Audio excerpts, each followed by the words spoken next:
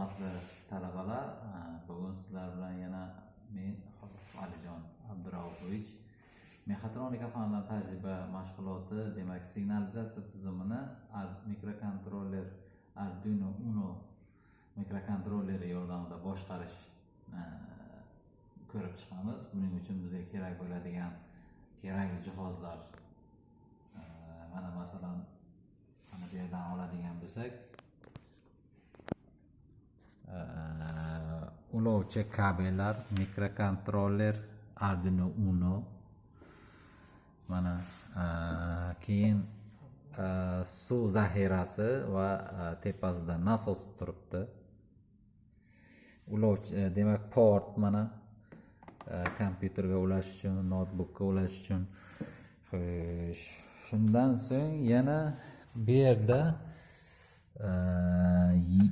mana bu yerda ikkita datchigimiz bor. Bittasi EL63, EL44 zoomer, ya'ni sirena va infraqizil nurni sezguvchi demak datchigimiz turibdi. Yon tomonda mana bunisi. Demak, mana shular kerak bo'ladi va ularni hozir tayyor xona sifatida demak ulab qo'yilgandan keyin demak buni endi hozir bir ishga tushirib ko'ramiz.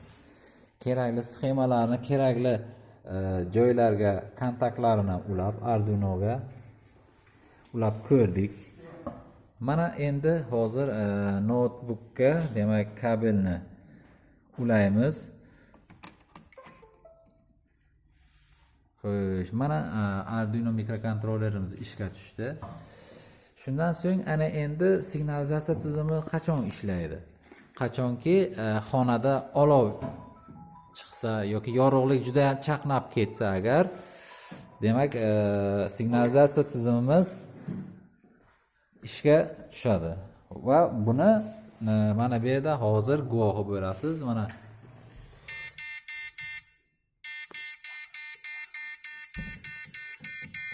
olovni simulyatsiya qilishimiz uchun mana o'sha datchikka nima qildik?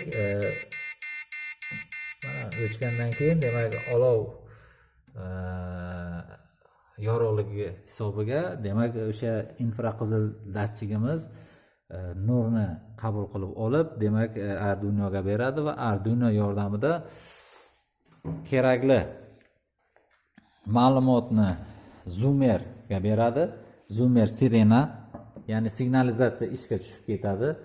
Ishga tushgandan keyin bir oz vaqt o'tgandan keyin demak nasos ishga tushib tepadan shu olovni o'chirishga harakat qilinadi va suvni demak uzatib, demak xonani olovni o'chirishga harakat qiladi. Mana shu tajriba ishimiz mana amalga oshirildi. Diqqat e'tiborlaringiz uchun rahmat. Buning kod va o'sha programmasini modul tizimidagi o'sha tajriba uslubiy ko'rsatmasidan olib o'zlaringiz yana tajriba qilishingiz mumkin. Agar albatta uyingizda kerakli jihozlar bo'lsa, kerakli masofalarni, kerakli ma'lumotlarni o'zgartirib, demak modul tizimida uzatishingiz mumkin. E'tiborlaringiz uchun rahmat.